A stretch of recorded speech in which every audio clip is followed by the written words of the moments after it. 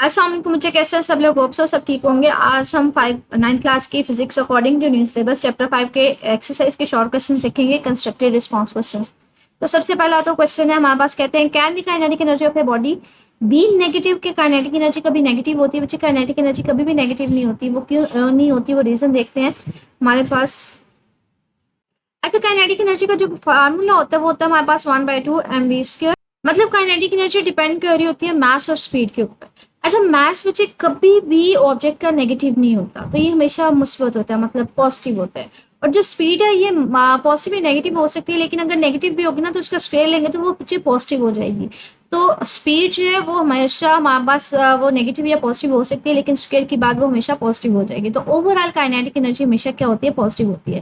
तो यहाँ पे यही कह रहे हैं कि कभी भी नेगेटिव नहीं हो सकती। क्यों? क्योंकि पहली बात के मास तो हमेशा होता ही पॉजिटिव है, और वेलोसिटी अगर नेगेटिव है भी तो उसका स्क्वायर लेने के बाद वो क्या हो जाएगी, पॉजिटिव हो जाएगी। जैसे फॉर एग्जांपल -2 का बच्चे आप स्क्वायर लेते हैं तो ये आंसर क्या आ जाता है, ये 4 आ जाता है। माइनस का स्क्वायर लें तो बच्चे वो प्लस में आ जाता है, 4 का वैसे 2 का वैसे 4 आ जाएगा। तो आप माइनस चीज का अगर स्क्वायर लेते भी हैं तो वो भी क्या हो जाती है, प्लस हो जाती है। तो कहते हैं आप अगर वेलोसिटी का स्क्वायर लेंगे तो वो भी क्या हो जाएगी, पॉजिटिव हो जाएगी। तो ओवरऑल काइनेटिक एनर्जी कभी भी आपके पास नेगेटिव नहीं होती। नेक्स्ट शॉर्ट क्वेश्चन देखते हैं हमारे पास, कहते हैं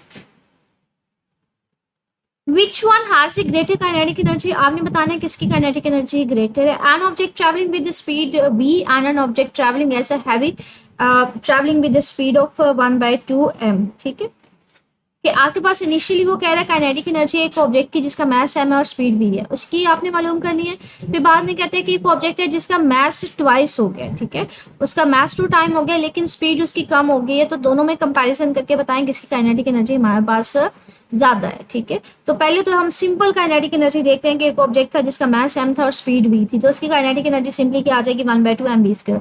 ये इनिशियल सिचुएशन है कि एक ऑब्जेक्ट था जिसकी वेलोसिटी v थी और मास m था।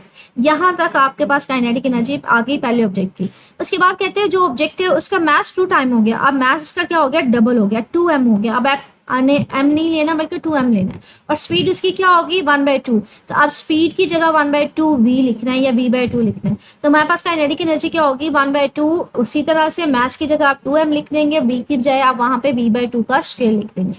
अब 2m से खत्म हो जाएगा, 1 ये ऊपर सिर्फ m बच जाएगा, ये v²/4 आ जाएगा। तो इसको 1/4 लिख सकते हैं, mv² लिख सकते हैं। अब ये देखिए मुझे ये वाली जो पहली वाली काइनेटिक एनर्जी है उसमें 2 से डिवाइड करें, यहाँ पे 4 से डिवाइड करें, इसका मतलब है ये छोटी है और ये बड़ी है, तो पहली वाली काइनेटिक एनर्जी ग्रेटर है। तो जस्ट साइड पे बच्चे इस साइन का ये ओपन साइड है, इसका मतलब है वो ग्रेटर है, तो ये वाली ग्रेटर है, और ये जिस साइड पे ये बंद है उसका मतलब है वो स्मॉलर है। तो पहले वाली काइनेटिक एनर्जी ज्यादा है दूसरे वाली काइनेटिक एनर्जी की निस्बत। नेक्स्ट हमारे पास शॉर्ट क्वेश्चन है, कहते हैं car is moving along a curved road at a constant speed, does its kinetic energy. मुझे काइनेटिक एनर्जी सिर्फ और सिर्फ स्पीड के ऊपर डिपेंड करती है, उसका किसी किस्म के डायरेक्शन से कुछ लेना देना नहीं होता। तो हम कहते हैं कि अगर हमारे पास स्पीड ही कांस्टेंट है, स्पीड चेंज नहीं हो रही, तो उसकी काइनेटिक एनर्जी क्या रहेगी, सेम रहेगी। तो कांस्टेंट स्पीड के ऊपर ध्यान दीजिएगा वर्ड के ऊपर। तो कहते हैं काइनेटिक एनर्जी चेंज नहीं होगी, क्योंकि काइनेटिक एनर्जी सिर्फ स्पीड के ऊपर डिपेंड करी है, डायरेक्शन के ऊपर डिपेंड ही नहीं करी। और ऑब्जेक्ट किस स्पीड के साथ मूव करे, कांस्टेंट, मतलब स्पीड चेंज नहीं हो रही। अगर स्पीड ही चेंज नहीं हो रही तो हमारे पास तो फिर उसकी काइनेटिक एनर्जी भी चेंज नहीं होगी। कहते हैं comment on the statement an object has 1 joule of potential energy. तो हमारे पास 1 जूल ऑफ पोटेंशियल एनर्जी का मतलब है एनर्जी को डिफाइन करते हैं कि किसी भी ऑब्जेक्ट के ऊपर कितनी एबिलिटी है कि वो कितना काम कर सके। अगर 1 जूल ऑफ पोटेंशियल एनर्जी है, इसका मतलब है an object have an ability to do 1 joule of work. तो 1 जूल ऑफ पोटेंशियल एनर्जी का मतलब है, अब वैसे हम आसान अल्फाज में कहते हैं कि एनर्जी होती क्या, एबिलिटी टू डू वर्क है। तो 1 जूल एनर्जी का मतलब होगा कि ability to do 1 joule of work, लेकिन यहाँ पे वो स्पेसिफाई कर रहा है 1 जूल ऑफ पोटेंशियल एनर्जी, खाली एनर्जी की बात नहीं कर रहा। तो इसका की बुक के हिसाब से अगर आंसर देखें तो वो कहता है वो स्पेसिफाई नहीं कर रहा पोजीशन या हाइट को। तो हमारे पास ये जो सेंटेंस है, स्टेटमेंट है, ये इनकम्प्लीट है। तो आपको बताना पड़ेगा 1 जूल ऑफ पोटेंशियल एनर्जी कब आ रही है, जब एक ऑब्जेक्ट m है और उसको आप कितनी हाइट तक ले रहे हैं, एज हाइट तक। तो आप उसको बताओगे कि आप उसको हाइट से रेस करवा रहे हो, उसको ऊपर लेके जा रहे हो, मतलब रेस करवाने का मतलब है हाइट एज तक ऊपर लेके जाया जा रहा है, इसलिए उसमें 1 जूल पोटेंशियल एनर्जी आ रही है। तो आप इसको दोनों तरह से डिफाइन कर सकते हैं कि 1 जूल ऑफ पोटेंशियल एनर्जी का मतलब है it has ability to do 1 joule of work, लेकिन इस आंसर के हिसाब से कह रहा है कि वो पोटेंशियल एनर्जी बता रहा है, ये नहीं बता रहा है कि पोटेंशियल एनर्जी आ कैसे रही है। आपको ये भी बताना पड़ेगा कि एक ऑब्जेक्ट था, उसने उसको आप हाइट एज तक लेके गए, तब उसमें 1 जूल ऑफ पोटेंशियल एनर्जी है। तो इसकी करेक्ट स्टेटमेंट आपको कंप्लीट बतानी पड़ेगी। तो ये भी आंसर इसका कर सकते हैं। कहते हैं while driving on a motorway the tyre of the vehicle some time burst, why may this occur, या what may be this its cause, कि गाड़ी अगर आपके पास रोड पे चल रही है तो उसका टायर जो है वो टाइम के बाद, कुछ टाइम के बाद वो ब्रस्ट हो जाता है, मतलब फट जाता है। क्यों, रीजन इसके बताएं। फॉर एग्जाम्पल ये देखें, गाड़ी है, वो टायर उसका ज़मीन के ऊपर है। अब जब ये गाड़ी चलती है तो हमारे पास गाड़ी अगर फॉर एग्जाम्पल हमारे पास आगे की तरफ चल रही है, अप्लाइड फोर्स इस तरफ है, तो ज़मीन इसके ऊपर ना बैकवर्ड डायरेक्शन में फोर्स लगाती है।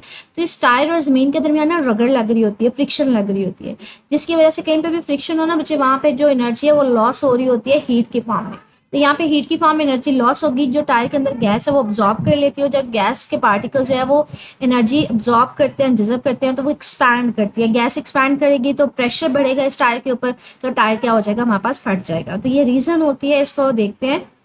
तो हमारे पास ये उसी क्वेश्चन का आंसर यहाँ पे दिया हुआ है कि जो पॉसिबल काज है, मतलब जिसकी वजह से जो टायर है उसका गाड़ी का टायर है वो ब्रस्ट क्यों होता है, क्योंकि हमारे पास जो एयर है उसका प्रेशर इंक्रीज हो जाता है टायर के अंदर। वो प्रेशर बेसिकली इंक्रीज क्यों हो रहा होता है कि जैसे गाड़ी का टायर जो है, ये गाड़ी चलती है रोड के ऊपर, तो टायर के दरमियान, रोड के दरमियान फ्रिक्शन होती है। कहीं पर भी फ्रिक्शन होना, वहाँ पर एनर्जी लॉस हो रही होती है हीट की फॉर्म में। वो हीट जो है वो एयर के पार्टिकल, जो टायर के अंदर एयर हवा भरी होती है ना, वो पार्टिकल जज़ब कर लेते हैं और गैस एक्सपैंड करती है। जब भी गैस बच्चे हीट एनर्जी अब्जॉर्ब करती है तो वो एक्सपैंड करती है, वो मूवमेंट होती है उनकी, तो जिसकी वजह से प्रेशर लगेगा टायर के ऊपर और वो टायर फट जाता है। तो ये एक बेसिक रीज़न होती है जिसकी वजह से हमारे पास टायर ब्रस्ट होते हैं। आगे हमारे पास शॉर्ट क्वेश्चन है, कहते हैं while playing cricket on the street the ball smashes a window pane, describe the energy changes on this event. कि आपके पास ये एक विंडो है और यहाँ पे आपके पास एक बॉल है, आप बताएं जब ये बॉल आती है इसके साथ टकराती है तो किस किस्म के एनर्जी चेंजेस होंगे। सबसे पहली बात कि वो बॉल आ रही है, इसकी कुछ ना कुछ काइनेटिक एनर्जी है, तो मूविंग ऑब्जेक्ट की कुछ ना कुछ काइनेटिक एनर्जी होती है। अब ये जाके जब विंडो के साथ टकराती है तो बच्चे हमारे पास क्या होती है कि हमारे पास पोटेंशियल एनर्जी जब इसके साथ जाकर टकराएगी तो आपको साउंड प्रोड्यूस होगी। साउंड प्रोड्यूस होगी, यहाँ पे शीशा टूट जाता है, तो शीशे के जो पार्टिकल्स हैं कोई इधर जाता है कोई इधर जाता है, तो शीशे के पार्टिकल्स की काइनेटिक एनर्जी की फॉर्म में चेंज हो जाती है। तो यहाँ पे इन्हीं एनर्जी चेंजेस को वो बता रहे हैं कि जब हमारे पास क्रिकेट बॉल है वो सब स्टार्ट में मूव करती हुई आ रही है तो इसकी कुछ ना कुछ काइनेटिक एनर्जी है मोशन की वजह से। लेकिन जैसे ही वो जो काइनेटिक एनर्जी है वो हमारे पास थोड़ी सी, हमारे पास बॉल कंप्रेस होती है तो काइनेटिक एनर्जी चेंज हो जाती है पोटेंशियल एनर्जी में, और जब वो जाके टकराती है तो आपके पास ग्लास के जो पीसेस हैं वो शटर हो जाते हैं, मतलब टूट के इधर उधर गिर जाते हैं। इसके अलावा साउंड एनर्जी और हीट एनर्जी भी प्रोड्यूस हो रही होती है। यहाँ पे पोटेंशियल एनर्जी ऐसे देखने में नहीं मिलती, लेकिन यहाँ पे थोड़ी देर के लिए कह रहे हैं कि जब बॉल जो है वो जाके विंडो के साथ जाके टकराती है तो थोड़ी सी कंप्रेस होती है, थोड़ी सी उसकी पोजीशन में चेंज आ रहा होता है, तो हम कहते हैं कि वो potential energy elastic potential energy की फॉर्म में स्टोर होती है। लेकिन वहाँ पे वो टूटती है तो इसके बाद हमारे पास साउंड और हीट एनर्जी वगैरह प्रोड्यूस होती है। आगे हमारे पास शॉर्ट क्वेश्चन है, कहते हैं a man rowing boat upstream at rest with respect to the shore, is he doing work, कि वो रेस्ट पे है, वो मूव नहीं कर रहा। तो रेस्ट पे तो बच्चे वर्क डन तो होगा ही नहीं, क्योंकि वर्क डन हमारे पास प्रोडक्ट होता है फोर्स और डिस्प्लेसमेंट का। अगर वो रेस्ट पे कोई डिस्प्लेसमेंट ही नहीं कर रहा तो हमारे पास उसका वर्क डन क्या होगा, वो जीरो होगा, वो वर्क नहीं करेगा। नेक्स्ट शॉर्ट क्वेश्चन की तरफ चलते हैं। हमारे पास मतलब एक साहिल समुंदर पर एक कश्ती वाला सवार है, वो रेस्ट पे है, वो कश्ती में बैठा है लेकिन वो मूव नहीं कर रहा। अब वो मूव ही नहीं कर रहा तो उसका डिस्प्लेसमेंट जीरो हो जाएगा, वर्क डन हमारे पास किसके इक्वल होगा, जीरो होगा।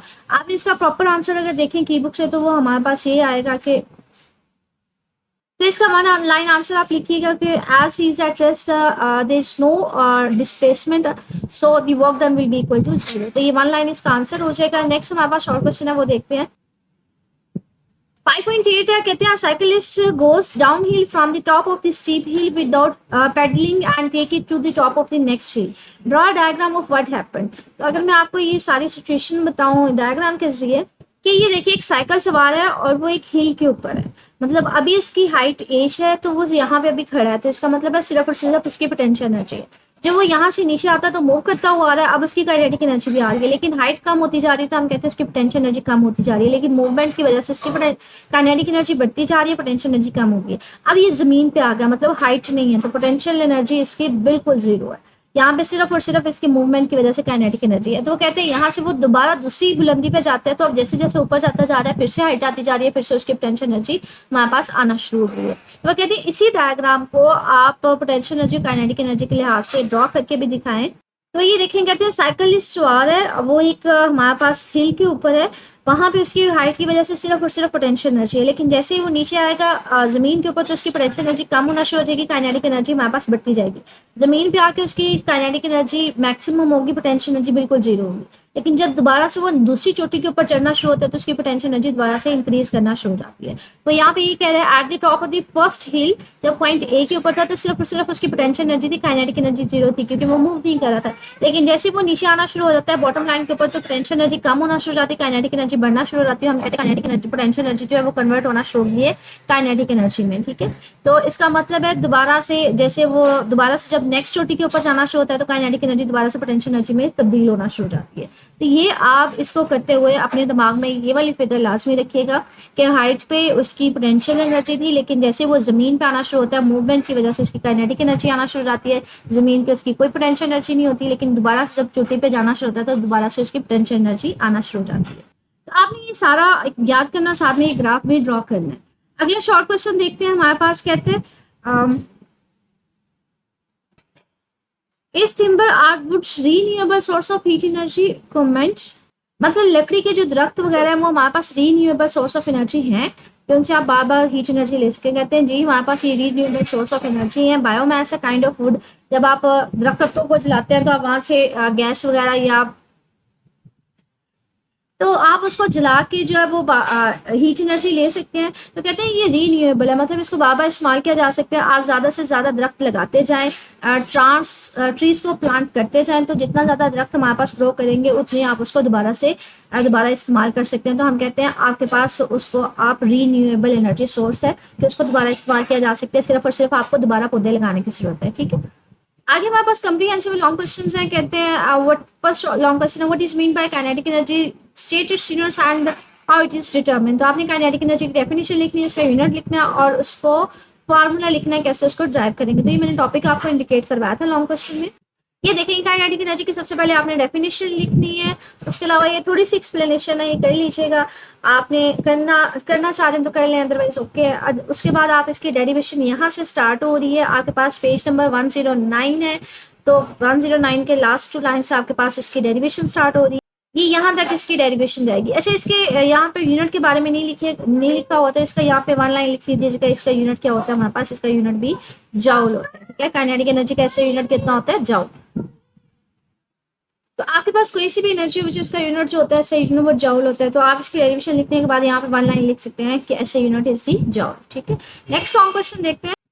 I get this state the law of conservation of energy explained with the help of example falling from a certain height in terms of potential energy and kinetic energy। तो आपने conservation of energy बताना है, पहले उसकी statement देनी है, फिर उसको आपने एक्सप्लेन करना है। तो ये भी टॉपिक मैंने आपको करवाया था, उसको भी देख सकते हैं। तो ये कंजर्वेशन ऑफ एनर्जी की 1 लाइन स्टेटमेंट थी कि energy can neither be created can neither be destroyed but it can be transform from one form to another form. तो उसको ना तो बनाया जा सकता है ना ही तोड़ा जा सकता है, लेकिन एक फॉर्म से दूसरी फॉर्म में तब्दील जरूर किया जा सकता है। इसके बाद इसकी एक्सप्लेनेशन है, उसके बाद आपके पास इसकी एक्सप्लेनेशन है। आप ये वाला पैसेज करना चाह रहे हैं तो मुझे कर लीजिएगा, अदरवाइज एक्सप्लेनेशन जो है कन्वर्जन की वो यहाँ से स्टार्ट हो रही है, ठीक है। तो ये आपके पास ये लॉन्ग क्वेश्चन स्टार्ट होगा एंड तक, यहाँ तक आपके पास कंप्लीट लॉन्ग क्वेश्चन आ जाएगा, ठीक है, 112 पेज तक।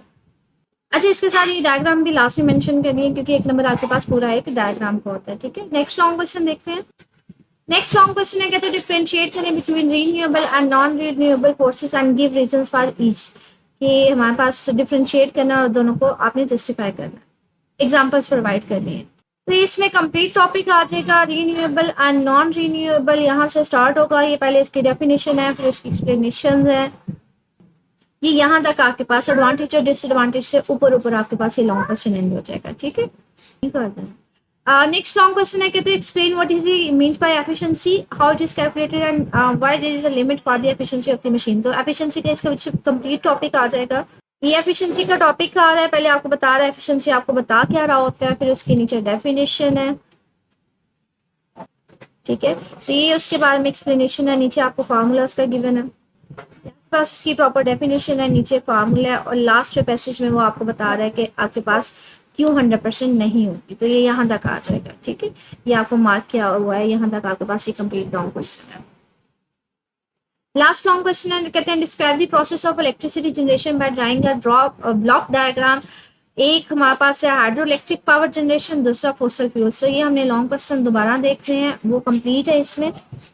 तो ये देखिए, ये हमारे पास सोर्सेज ऑफ फ्यूल है, आपसे उसने एक फोसल फ्यूल्स एनर्जी के बारे में पूछा हुआ है, और ये आपने कंप्लीट बनाना है, और साथ में मुझे ये ब्लॉक डायग्राम इसकी ड्रॉ करनी है, ये वाली, ठीक है। उसके अलावा हाइड्रो इलेक्ट्रिक पावर है, वो देखते हैं, ये पावर जनरेशन हाइड्रो इलेक्ट्रिक, तो ये भी आपने साथ में ड्रॉ करनी है, इसके बारे में भी उसको कंप्लीट बताना है, ठीक है। तो ये यहाँ तक आपके पास कंप्लीट 2 टॉपिक्स हो जाएंगे, फोसल फ्यूल और हाइड्रो इलेक्ट्रिक पावर। तो ये साथ में जो डायग्राम्स है, मुझे इनकी ब्लॉक डायग्राम भी आपने ड्रॉ करनी है, ठीक है। ये 2 टॉपिक्स आपके पास लॉन्ग क्वेश्चन, मैंने कहा था इनमें से कोई से भी जो इलेक्ट्रिक जो एनर्जी का सोर्स है वो पूछा जा सकता है लॉन्ग क्वेश्चन में, एक्सरसाइज में ये 2 टॉपिक्स पूछे हुए हैं, ठीक है। तो ये आज का हमारे पास टॉपिक था, जिसमें हमने कंप्रिहेंसिव देखे, कंस्ट्रक्टिव शॉर्ट क्वेश्चन देखे। इसलिए मुझे कुछ पूछ रहा हूँ तो मेरे से कमेंट सेक्शन में पूछ लीजिएगा। ओके, अल्लाह हाफिज़।